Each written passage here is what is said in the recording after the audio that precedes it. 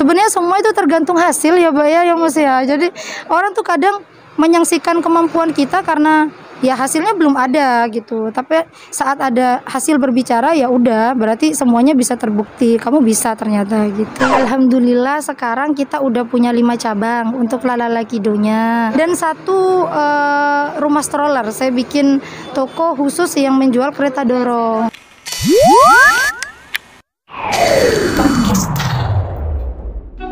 Yeay, assalamualaikum sobat RTV.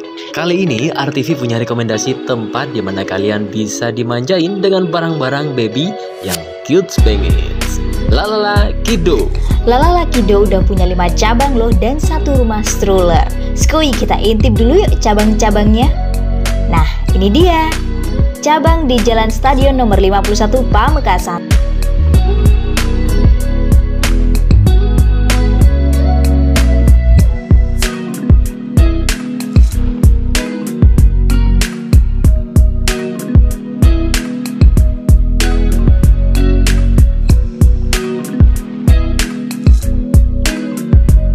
Next, kita ke cabang di Jalan Amin Jafar 64B Pamekasan. Skuy.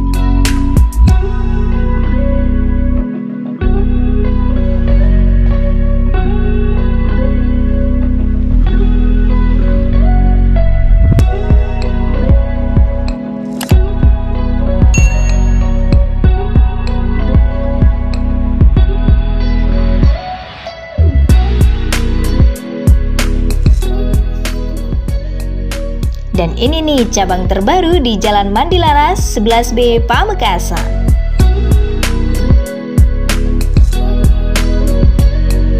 Kalau rumah stroller di Jalan Segara nomor 128 Pamekasan.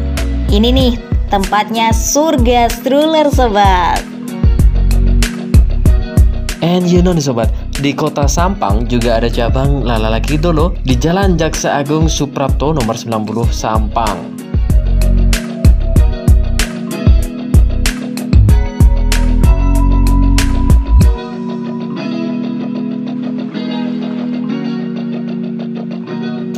Dan di Sumeneb juga ada dong pastinya cabang Lalala Kido yang berada di Jalan Diponegoro nomor 69 Sumeneb.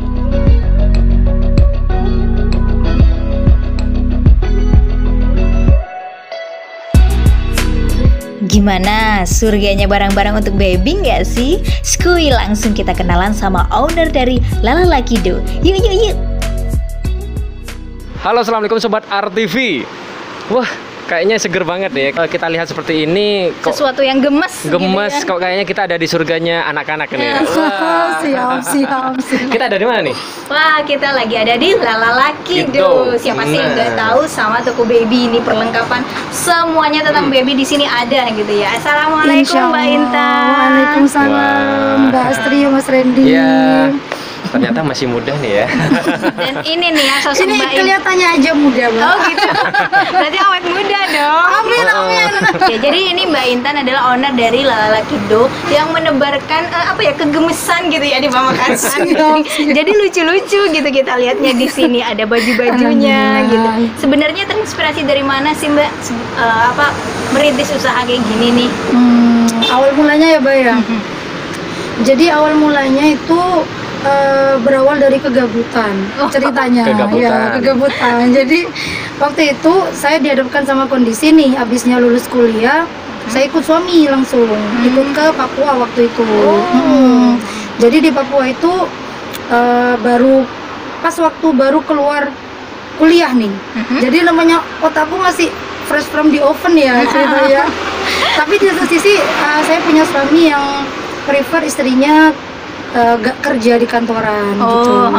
Jadi carilah nih gimana caranya mengatasi kegabutan selama di rumah gitu kan, selain mengurusi masalah rumah tangga. Nah akhirnya coba jadi dropshipper awalnya. Oh, awalnya dropshipper. Ya betul, jadi dropshipper.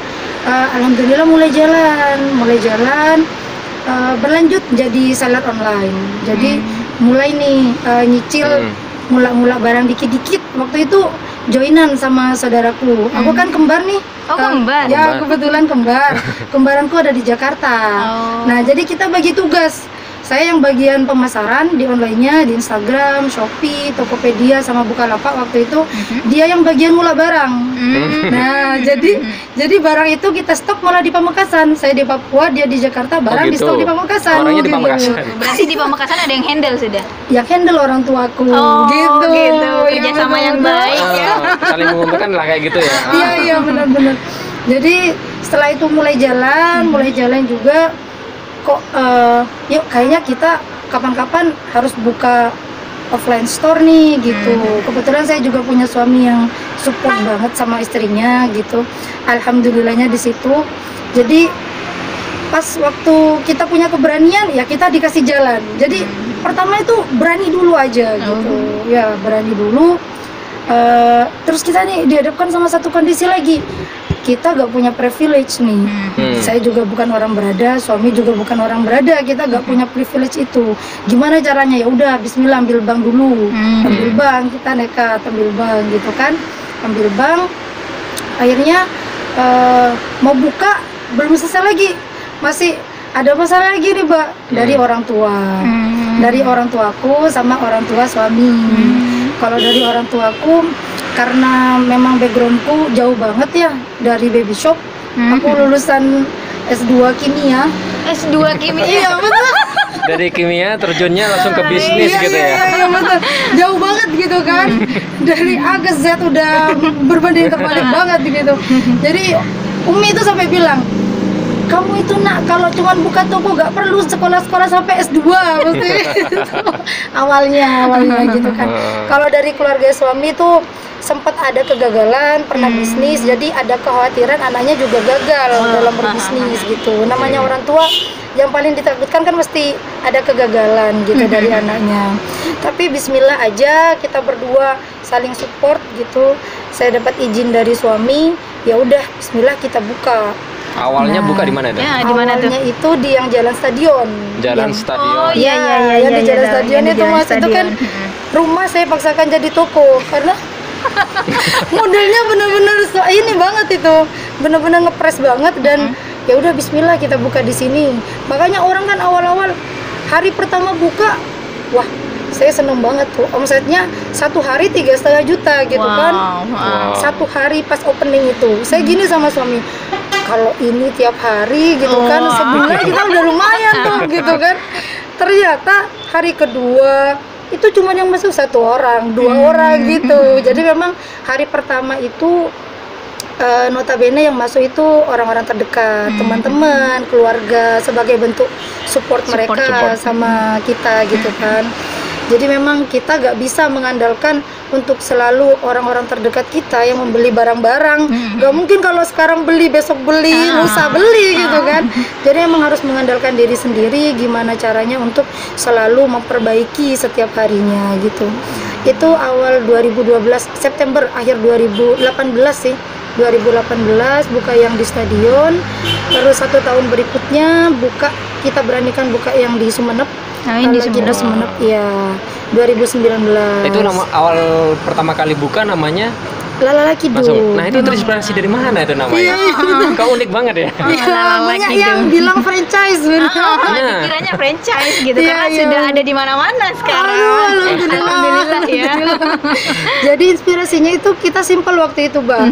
Saya jalan-jalan waktu itu kan kalau di Papua kita punya waktu tersendiri untuk keluar rumah Sabtu Minggu gitu. Senin sampai Jumat kebetulan suami kan padat kalau di sana jadi mesti pulangnya malam. Kita mesti spare waktu Sabtu sama Minggu kita harus keluar.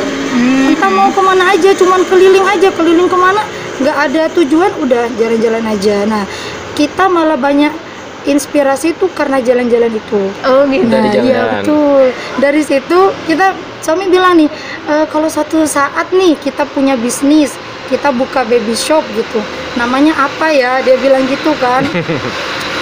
Saya pikir kan waktu itu di atas motor tuh. Gimana kalau lalala aja sayang, tak gitu kan? Kok lalala? Kenapa? Kan kalau anak kecil kalau nyanyi lalala gitu. Jadi ya udah stempel itu. Ya udah lalala aja, bagus kok, bagus dia bilang gitu. Terus ya udah lalala Kido gitu. Kalau Kido kan biar orang lebih tahu kalau itu berhubungan sama anak-anak gitu ceritanya. Simpel ya ternyata. Simpel banget, simpel banget. Sorry nih ya, kalau awalnya kita sebagai orang awam nih awalnya, arti lalala kita kira itu ambil dari bahasa Madura, la, jangan. Ternyata artinya itu lucu banget ya. Kegembiraan anak-anak ya, menyanyi lalala kayak gitu. Kidonya itu pasti anak-anak ya, kid ya. Betul. Jadi karena memang aku dari dulu sukanya dunia anak-anak, meskipun sebelum punya anak pun aku suka banget gitu kalau ngelihat anak-anak, mulai dari mainannya, bajunya, semuanya lah tentang dunia anak-anak tuh aku suka banget. Karena emang bikin gemes ya. Gemes banget gitu, dan kayaknya jujur banget gitu kan kalau dunia anak-anak gitu Mbak. Jadi ya udah gitu, tekun di bidang anak-anak aja gitu. Tapi akhirnya kenapa sih, apa yang membuat Mbak Intan ini memilih untuk membuka baby shop? Kenapa kok nggak baju yang lain lah, bajunya anak-anak biasa kayak gitu, anak-anak muda kayak gitu-gitu? Kenapa sih? Gitu? Iya, karena sebenarnya kalau pengennya Mbak, dari anak-anak sampai nanggung ya, anak tanggung gitu. Cuman karena memang saya memutuskan untuk di baby shop gitu, balik lagi karena memang sukanya di dunia anak-anak. Kalau yang udah tanggung kayak SMP itu udah gak masuk baby shop gitu. Jadi memang harus ada batasan di situ. Batasan usia ya? Betul. Kalau gak dibatasi nanti marketnya juga bingung. Ini sebenarnya baby shop apa retail yang lain gitu. Harus memang kita menentukan pasar dulu, mana yang mau kita arahkan gitu di bisnis ini. Jadi tepat nanti ya segmennya kemana. Betul. Wah, pinter. Kira-kira ada apa aja nih? Di sini tuh menyediakan apa aja sih? Seperti yang Mas Randy sama Mbak Astri bisa lihat ya, kita menyediakan segala kebutuhan bayi, mulai dari baru lahir sampai umur 6 tahun. Oh, sampai umur 6 tahun. Sampai umur 6 tahun. Kalau baju-bajunya kita sediain dari newborn sampai umur 6 tahun. Newbornnya sudah ada ya di sini. Nah, terus perlengkapannya misalkan kalau baru melahirkan kita butuh perlak, kocung ya kan, kasur bayi, terus ada car seat juga, stroller ada. Baby box ini biasanya ada, cuman kemarin baru aja laku gitu, jadi saya belum restock lagi nih.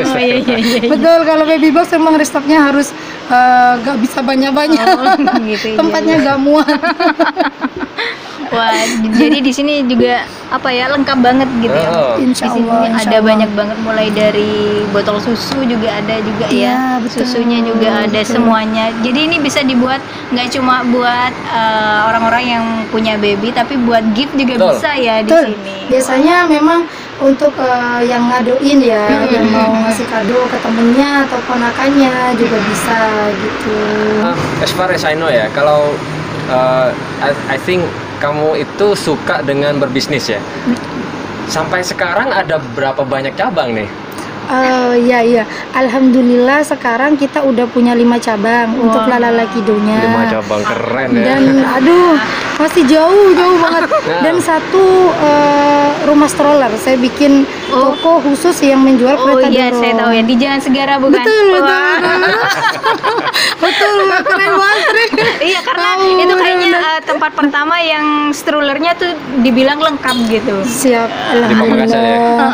Dan itu ada di mana aja nih sekarang? Cabang yang tersebar di mana aja? Oh ya, kalau yang Lalala Kido ada di Pamekasan ada 3. Pamekasan 3. Ya, di Jalan Stadion, terus di Jalan Amin Ja'far, sama yang di sini di Jalan Mandilaras. Tuh. Kalau yang di Sumeneb tuh di Jalan Diponegoro.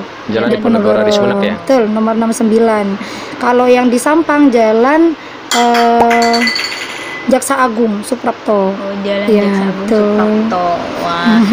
Memang tapi saya yakin gitu ya, untuk meniti ada di titik saat ini gitu, itu pasti nggak mudah gitu. Nah, apa aja sih yang sudah dia alami gitu, karena nggak mungkin dong orang bisnis tuh lancar mulus gitu kayak jalan tol, itu nggak mungkin kayak gitu. Tapi justru itu akan membuat kita tuh sebagai entrepreneur tuh lebih kuat gitu, lebih bisa menghadapi pangsa pasar juga. Betul.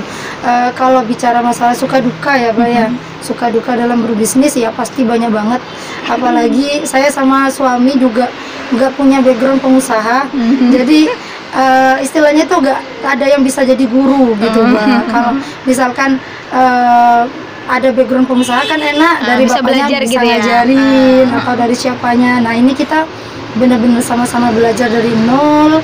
Yang lucunya Mbak, awal pertama aku buka yang stadion itu ya, kan nggak ada sales tahu kan, saya juga nggak punya nomornya sales, ini juga nggak ada yang tahu. Jadi saya mulailah di Kapasan waktu itu, mulai di Kapasan waktu itu sudah semua barang datang ya. Saya coba ngecek di salah satu toko di Pamekasan nih, ternyata harga beli saya di Kapasan sama kayak harga jual di toko lain Mbak. Sampai segitunya saking aku gak tahu ilmunya gitu kan ya. Nah jadi ya udah, karena udah kepalang tanggung, ya udah saya jual harga beli saya gitu. Jadi benar-benar gak ada untung gitu. Jadi memang suka dukanya banyak banget Mbak, banyak banget. Masalah manajemen karyawan gitu kan. Terus pernah ada di titik yang oke, kayaknya kita udah stop nih, kita udah memang bener-bener gak bisa nih di sini, sampai ada titik kayak gitu, sempat ada kayak gitu. Tapi emang yang menguatkan sih pasangan dia pertama. Jadi bener kalau keberhasilan seorang itu pasti ada di belakangnya ada orang hebat yang support yang hebat, dan memang suami saya support sistem terbesar saya, dan seiring waktu alhamdulillah keluarga juga mendukung di bisnis ini, jadi saya bisa lebih kuat gitu Mbak, menjalani semuanya. Dan saya sukanya karena dalam berbisnis itu kita membuka lapangan pekerjaan juga ya Mbak, jadi kayak ada bermanfaat untuk orang lain gitu. Apa yang kita cari kalau gak itu gitu. Itu sih Mbak. Sebenarnya kalau di total ya ada berapa karyawan? Kalau sekarang insya Allah ada 36. 36. Pertama kali buka itu ada berapa karyawan? Pertama kali buka ada 4 karyawan termasuk saya. Terjun juga ya? Jadi kasir gitu kan. Ceritanya namanya cewek ya Mbak, awal-awal gitu. Modal pas-pasan. Pasti mikirnya ya udahlah, kalau bisa dihandle sendiri kenapa enggak gitu kan ya. Pasti suami tuh bilang udah 4 orang aja, 2 orang pagi 2 orang sore, gak usah lah, aku bisa kok jadi kasir gitu. Sok-sokan. Waktu itu kan anak juga lagi umur 3 tahun waktu itu. Nah sampai pada satu hari saya ngelayanin jadi kasir, terus anak saya tuh jatuh Mbak. Jatuh sampai sekarang ada bekasnya di sininya tuh. Nah sejak itu terus suami bilang, tuh kan kamu itu kerja untuk masa depan anak, tapi kok ngorbanin anak gitu. Dia bilang. Ya udah, akhirnya saya mulai belajar kalau kadang nggak semua bisa kita handle sendiri, memang harus perlu bantuan orang lain gitu. Ya udah, akhirnya mulai bertambah dan alhamdulillah sampai sekarang ada 36 karyawan itu. Keren ya. Dari sekian banyak cabang, ini ilmu berbisnisnya itu dari mana? Ilmu berbisnisnya? Dengan basic Mbak Intan yang bukan bisnismen sama sekali gitu. Iya. Otodidak sih. Otodidak aja sudah seperti ini ya, banyak cabangnya ya. Ini yang dibilang the power of rezeki ya. Iya, rezekinya udah di sini gitu. Yang penting kita ikhtiar, tawakal gitu ya Mbak ya. Selanjutnya ya udah ada yang atur gitu. Kalau masalah rezeki, yang penting banyak-banyak bersyukur, banyak-banyak memberi, itu sih Mbak. Kuncinya sih di situ. Jadi kalau kesuksesan itu dibentuk dari satu tim, kita gak bisa sukses lewat diri sendiri, itu gak mungkin gitu. Jadi mesti itu harus dibangun gitu. Dan saya belajar dari keadaan-keadaan yang saya hadapi selama membuka baby shop ini gitu. Langsung realitanya ya. Betul dari realitanya gitu. Sekali-sekali ya sharing sama biasanya orang tua sih. Orang tua, karena kebetulan orang tua juga dulu sempat bisnis kecil-kecilan, sebenarnya meskipun PNS tapi bisnis kecil-kecilan gitu Mbak. Jadi ini gimana Bi, gini gitu. Berarti orang tua mensupport banget gitu ya. Iya, seiring waktu mereka mensupport banget gitu. Karena memang sebenarnya semua itu tergantung hasil ya Mbak ya. Iya, benar. Orang tuh kadang menyaksikan kemampuan kita karena ya hasilnya belum ada gitu. Tapi saat ada hasil berbicara, ya udah berarti semuanya bisa terbukti, kamu bisa ternyata gitu. Tapi menjadi bumerang sendiri nggak sih buat Mbak Intan dengan background Mbak Intan yang S2 kimia terus terjun di dunia perbisnisan itu? Kalau bumerang sih enggak sih, cuman saya masih punya mimpi biar suatu saat semoga bisa terlaksana, bisa bikin sekolah gitu ya Mbak. Amin. Semoga bisa bikin sekolah, karena saya sendiri bukan I'm not a good teacher gitu kan. Aku bukan guru yang baik gitu. Tapi aku pengen berkontribusi dalam dunia pendidikan itu sendiri. Pengen banget suatu saat. Semoga tercapai ya. Amin. Targetnya ke depan bakalan apa nih yang ingin untuk dicapai? Targetnya, ya betul. Ini masih jauh banget sebenarnya dari target saya. Pada akhirnya saya pengen sih hulurisasi. Jadi nanti produksi sendiri gitu, bikin garment sendiri. Karena kalau punya produk sendiri tuh rasanya udah limited edition gitu. Kalau sekarang kita masih menjualkan produk orang gitu. Jadi kalau nanti semoga tercapai juga, banyak ya ternyata mimpi saya. Semoga dijawab satu-satu. Amin. Tapi dari impian itu bisa menjadi apa ya, tolak ukur kita sebenarnya. Dan itu bisa membuat kita menjadi lebih semangat gitu ya. Sebagai motivasi sendiri gitu, biar lebih baik lagi. Mungkin ada sedikit tips-tips nih untuk pemuda-pemuda yang ingin berbisnis, kayak gimana nih harusnya nih Kak Intan? Kalau menurut saya ya, dari saya yang saya alami, yang pertama jangan takut untuk memulai, itu penting. Kalau kita selalu banyak pertimbangan, terlalu banyak pertimbangan, akhirnya kita nggak maju-maju, nggak jalan-jalan ya. Nggak jalan-jalan, ambil aja satu langkah aja, berani aja dulu. Mau melakukan bisnis apapun berani aja dulu, buka aja dulu. Yang namanya sesuatu yang hebat itu pasti dimulai dari sesuatu yang kecil. Jadi jangan takut untuk melangkah, dan dalam proses itu Tuhan akan menunjukkan gitu. Saat kita punya mimpi, alam itu akan membuat itu semua menjadi kenyataan gitu. Saat kita melakukan pelan-pelan dan ikhtiar kita maksimal di situ. Namanya jatuh bangun itu pasti banget. Bener. Mau kerja apapun juga pasti ada jenuhnya kok. Mau jadi wanita karir, kantoran, mau bikin usaha, bahkan jadi ibu rumah tangga yang bahkan pelik banget itu kalau jadi ibu rumah tangga ya, capek banget gitu Mbak. Pasti ada jenuhnya gitu. Tetap konsisten di jalan yang kita pilih dan lakukan itu pelan-pelan, pasti nanti ada hasilnya. Pasti. Boleh sedikit curhat nih ya? Boleh. Sebenarnya saya sendiri nih ya pernah dulu terjun di dunia bisnis. Tapi sempat gagal. Mas? Mungkin sebuah makanan kecil-kecilan kayak gitu. Okay, Cuma siap. Permasalahannya itu sebagai seorang yang ingin berbisnis, mungkin ada rasa kayak semacam untuk orang terdekat ya, kayaknya kasihan ya, kita kasih terus kayak gitu. Akhirnya gimana? Atau kadang justru orang terdekat itu bilang, aku kan orang dekatmu segitu aja deh ya gitu ya kan. Dapat diskon nih. Nah itu gimana sih cara mengatasinya tuh? Iya. Pasti ada beberapa orang yang seperti itu ya Mbak ya Mas ya. Saya juga gitu, awal-awal itu malah saya sampai gini, ke belakang sebentar dipanggil nih sama anak-anak, Mbak Intan ada yang cari katanya temennya gitu kan. Ke belakang sebentar, Mbak Intan katanya ada saudaranya Mbak Intan gitu kan. Akhirnya ya saya membuat batasan sendiri sama anak-anak. Teman-teman kalau ada yang cari saya, bilang maaf, bukan gak mau nemuin gitu, bukan gak mau nemuin karena memang Mbak Intan lagi di luar atau gimana, atau telepon aku dulu, jangan langsung dipanggil ke belakang, saya mesti bilang gitu. Nah untuk masalah diskon ya Mbak ya, kadang orang terdekat emang ngasih diskon.